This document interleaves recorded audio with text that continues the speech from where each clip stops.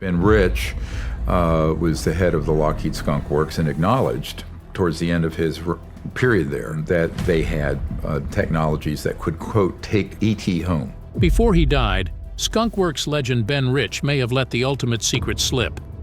We already have the technology to take ET home. Was it sarcasm or proof we've cracked propulsion that shouldn't exist? And when Joe Rogan reacted, the internet exploded. Possibility of alien life in the universe, although we've never experienced it, seems rational. Let's break down the claim, the controversy, and what might be hiding inside black projects. The final words of Ben Rich. Imagine a man at the edge of his life, quietly leaning forward and saying something that still echoes decades later. That man was Ben Rich. As the director of Lockheed Skunk Works, the secretive aerospace division of Lockheed Martin, Rich spent his career working on projects few people outside defense circles knew about. What makes him fascinating isn't just his resume. It's a phrase attributed to him near the end of his life. "Before I die, please listen." Those words sound like the start of a confession or a last warning. They set the tone for everything that follows. According to some sources, Rich spoke about them privately, not in a public interview or official press release, possibly in conversations or lectures where he reflected on his long career. For many, that simple sentence became a hook, a signal that what he was about to say mattered. Whether you believe the later claims or not, the idea that a man so deeply embedded in aerospace secrecy might be hinting at far more than just planes immediately draws attention. It's the kind of opening that makes you lean in closer and wonder, what did he know and why did he choose to say it then? The UCLA confession. In 1993, somewhere inside a lecture hall at UCLA, Ben Rich is said to have delivered a talk that ended not with charts, graphs, or applause, but with a lightning rod line. "We already have the technology to take ET home." According to those who claim to have been there, the final slide of his presentation showed a flying saucer image, the classic flying disc often associated with UFO stories. The audience reportedly laughed, thinking it was a joke or a dramatic flourish. But some people say the laughter died in the air, replaced by a quiet tension. For many with knowledge of Skunk Works' legacy, the comment wasn't just a punchline, it carried a different gravity. Over time, that lecture, and especially that line, turned into one of the most controversial and debated moments in modern aerospace lore. On one side are believers. They view the statement as a cryptic confession that the world possesses technology far beyond what's publicly acknowledged. On the other side are skeptics, who argue it was a tongue-in-cheek remark, maybe even a joke slide, inserted to entertain or provoke. Part of the reason this moment sticks with people is what Skunk Works was already capable of. By 1993, the organization had decades of history designing cutting-edge aircraft nobody outside defense circles knew existed. For some, that made Rich's statement at least somewhat plausible. For others, it hinged on rumors and hearsay. What made Skunk Works different? To understand why people reacted so strongly to Ben Rich's words, you have to understand what the Lockheed Skunk Works really was and still is. This wasn't a standard military-industrial unit. It was a secret lab of elite engineers tasked with doing what most thought impossible. Skunk Works began around 1943 during World War II, with orders to build advanced aircraft on incredibly tight schedules. Over time, it carved out a reputation for delivering bold, groundbreaking machines under extreme secrecy. Under its early founder, Clarence Kelly Johnson, the group developed key aircraft, including high-speed fighters. Later, under Rich's leadership, Skunk Works pushed into stealth, spy planes, and other projects nobody outside government circles knew existed. Take the case of SR-71 Blackbird, built by Skunk Works. This plane could fly at speeds over Mach 3 and at altitudes beyond 80,000 feet. It was a spy plane so advanced that it changed what people thought possible in aerial reconnaissance. Skunk Works was not just about speed. It was about stealth, radical materials, clever engineering trade-offs, and working under extreme secrecy. Teams were small. The schedule was tight, and failure wasn't an option. That blend of brilliance and secrecy earned Skunk Works a legendary status among engineers and insiders alike. So when Ben Rich, someone at the top of that world, says something like, "We already have the technology to take ET home," it grabs attention. It's not coming from a UFO fan. It comes from the director of one of the most secretive and successful aerospace divisions in history. That history gives his words weight and makes the possibility, if only a sliver, harder to dismiss out of hand. Whispers after death, UFO tech and hidden programs. After his passing in 1995, rumors began to spread about what Lockheed Martin's Skunk Works might really hold, not just secret aircraft designs, but possible alien technology. The speculation was fueled in part by a public statement in 2021 from Harry Reid, a former U.S. senator. Reid said he was told for decades that Lockheed had some of these retrieved materials, referring to debris from unidentified aerial phenomena, and that he even tried to get classified clearance to inspect them. According to Reid, the Pentagon denied his request. That statement sent shockwaves through the UFO-watching community. Some took it as the most credible confirmation yet that there might be real physical material, fragments from crashed UFOs, locked away in top-secret vaults.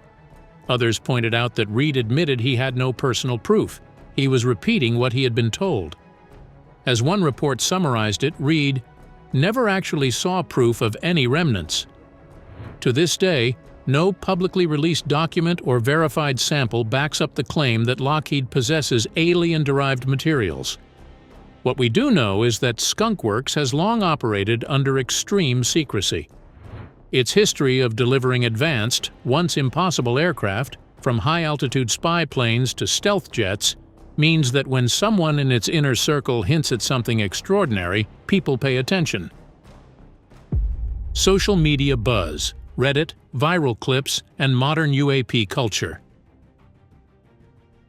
In the internet age, rumors spread fast, and once they enter the public sphere, they don't stay confined to hushed insider circles.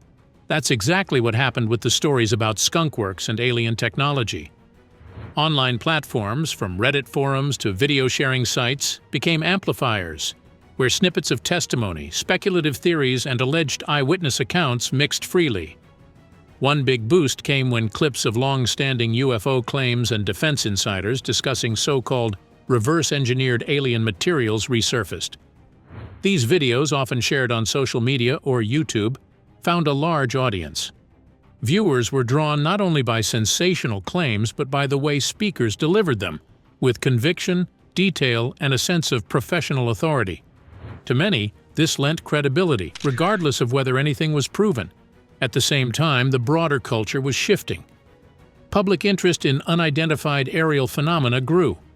Some mainstream media began covering UAP sightings. Discussions once relegated to underground forums were becoming part of everyday online conversation. The outcome?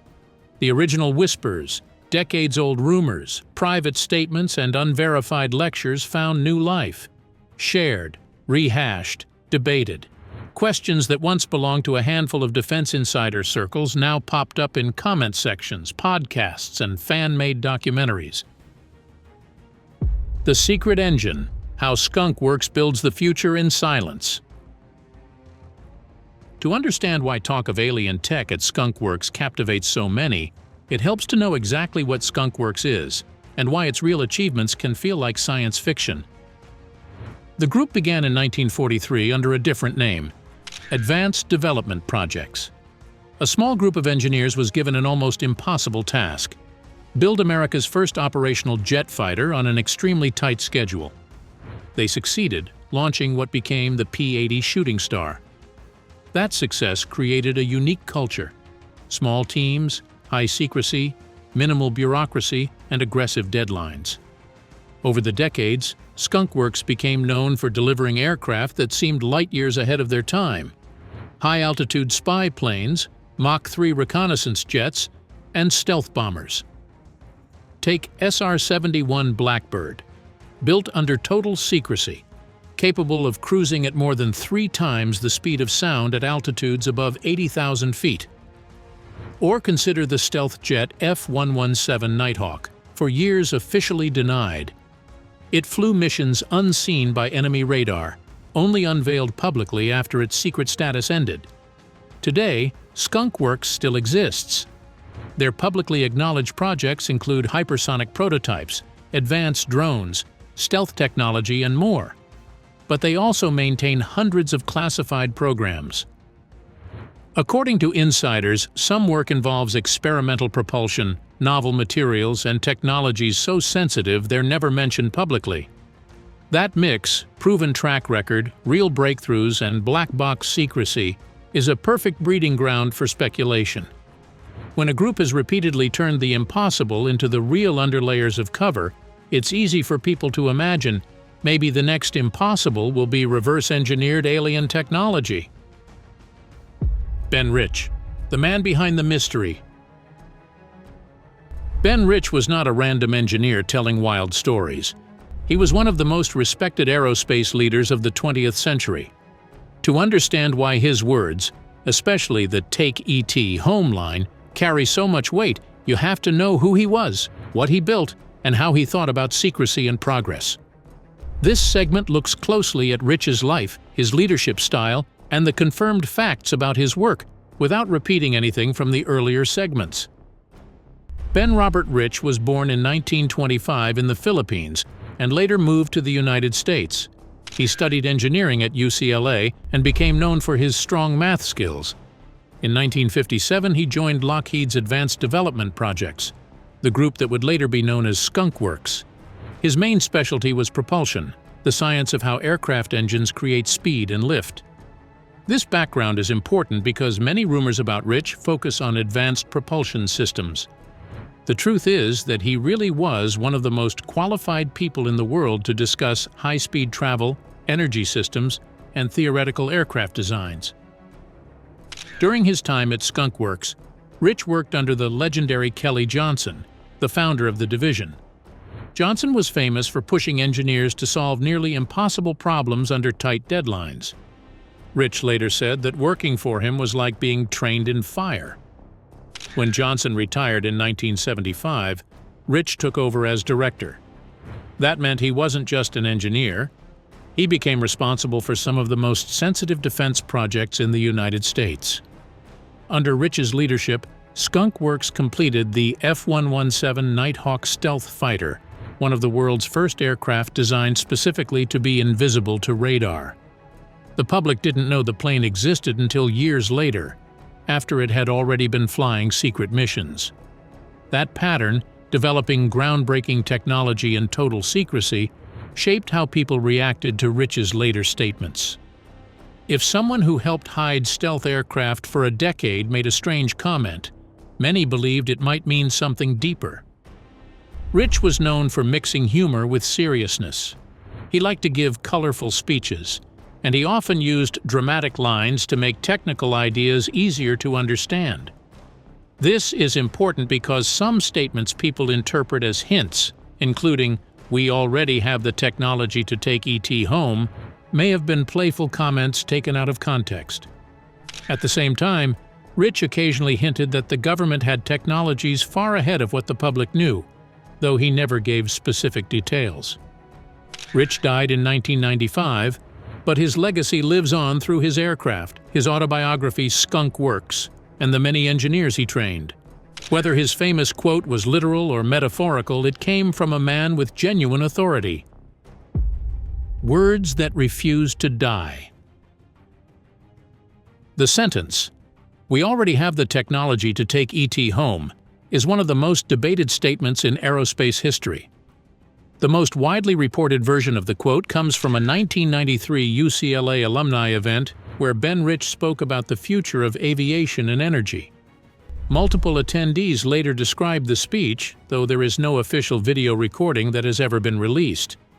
According to those who were there, Rich ended his presentation with a slide of a flying saucer and said something close to, "We already have the technology to take ET home, but it would take an act of God to get it out of black programs." Researchers like aerospace historian Jan Harzan have repeated this account publicly. So what did he mean? Some believe Rich was directly saying that the United States possesses propulsion systems capable of interstellar travel. This idea is often linked to speculation about reverse-engineered extraterrestrial craft or exotic propulsion such as zero-point energy. However, no verified document sample or engineering design supports these claims. Official U.S. government statements consistently say that no alien technology is being used in classified programs. Others argue that Rich was using humor to close his speech. They point out that Rich often used dramatic lines to make technical points. In this reading, he was simply saying that advanced technologies exist on paper or in early development, but not in the form of sci-fi spacecraft.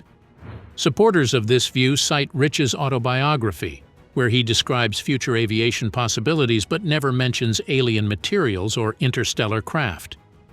A third group believes Rich was referring to extreme efficiency propulsion systems, not alien but far ahead of public technology. Some accounts claim Rich told colleagues that breakthroughs in energy could change everything, but were buried inside classified programs. These statements align with real aviation trends. Historically, many Skunk Works projects stayed secret for years or decades. The quote has survived because it sits at the intersection of mystery and credibility. Rich was not a conspiracy theorist. He was a leader in advanced aerospace engineering. That makes his words hard to ignore, even 30 years later. Whether literal or symbolic, the line continues to fuel debate because it challenges people to imagine what may exist beyond public view. Black projects: what they are and how they shape the myth. Understanding what black projects really are helps explain why rumors grow so easily around Skunk Works. This section does not repeat anything from earlier. Instead, it gives a clear picture of how hidden projects function and why secrecy creates confusion, curiosity, and sometimes fear. A black project is a government-funded program that is not publicly acknowledged. These programs can involve aircraft, weapons, sensors, satellites, or experimental technologies. The funding does not appear in normal budgets. Instead, it is buried under vague categories like operational support. This structure allows the government to develop technology without alerting rival nations. Historically, black projects have been responsible for some of the most advanced aircraft ever built. The U-2 spy plane was a black project in the 1950s. At the time, even the president could access only limited information. When the Soviet Union shot one down in 1960, the U.S. had to admit the plane existed. The SR-71 Blackbird was another black project. It flew in 1966, but the public didn't know much about its design for decades. The F-117 stealth fighter remained fully secret until 1988, 5 years after it had already flown in combat. These examples show that the government routinely hides highly advanced technology, sometimes for many years. That secrecy is necessary for national security, but it also creates fertile ground for speculation. When people see strange lights in the sky or aircraft with unusual shapes, the natural question is that one of the secret ones? Another important fact is, black projects are not unlimited. They have budgets, engineering constraints, and physics limits. Nothing in public records suggests that these programs operate outside known science. Engineers who worked in classified aerospace sectors, including Rich, consistently describe their work as extremely advanced but rooted in real physics. That means that while black programs may produce aircraft far ahead of public technology, they still use materials, engines, and principles that fit within science textbooks. The secrecy surrounding black projects also explains why rumors about UFO fragments or exotic propulsion persist. When people cannot see what is being built, they fill the gaps with imagination or secondhand stories. Many famous UFO sightings in the 80s and 90s were later understood to be test flights of classified aircraft like the F-117 or B-2 bomber. Understanding how black projects really work helps ground the discussion. The truth is usually more complicated than the myth, and sometimes more interesting. The simplest explanation. Here, we look at the central question. What did Ben Rich actually mean with his most famous quote? To answer this, we combine verified facts, realistic possibilities, and the engineering perspective that shaped Rich's worldview. Ben Rich spent his entire career working inside classified programs. He understood both the potential and the limits of government-funded engineering. People who worked with him often said he disliked unfounded speculation. He talked about real challenges: funding, research bottlenecks, and slow progress caused by secrecy rules. So when Rich made bold statements, it was usually to emphasize potential, not to confirm hidden spacecraft. One possibility is that Rich was referring to theoretical propulsion systems. In the early 1990s, aerospace research communities were exploring concepts like magnetohydrodynamics, high-efficiency plasma engines, and advanced nuclear propulsion. These ideas were not science fiction. They were emerging scientific pathways. However, they were not close to being used on real aircraft. Some experts believe Rich wanted to express that breakthrough propulsion could exist if funding and transparency were improved. Another possibility is that he was frustrated with how slow progress could be inside classified programs. Rich sometimes spoke about beautiful ideas locked behind closed doors. He believed secrecy protected national security but also held back innovation. When he said it would take an act of God to release certain technologies, he may have been referring to bureaucratic resistance, not extraterrestrial travel. A third interpretation connects to Rich's leadership style. He liked to end presentations with humor, surprising lines, visual jokes, or metaphorical statements. Showing a slide of a flying saucer at the end of a technical talk would fit that pattern. It may have been his way of saying, "We're working on things you can't imagine, but they're still human-made." Despite claims from public figures like Harry Reid, no document or program has ever been declassified showing extraterrestrial technology. In contrast, many Skunk Works innovations, once secret, are now public, proving that their achievements came from engineering genius, not otherworldly sources. Ultimately, the meaning behind Rich's statement may sit in the middle. He believed human innovation was capable of incredible advances, but was locked behind secrecy and limited funding. His quote endures because it forces people to confront an exciting idea. The future might be much nearer than we think, not because of aliens, but because human engineers are more capable than the public ever sees. Thanks for watching. See you in the next one.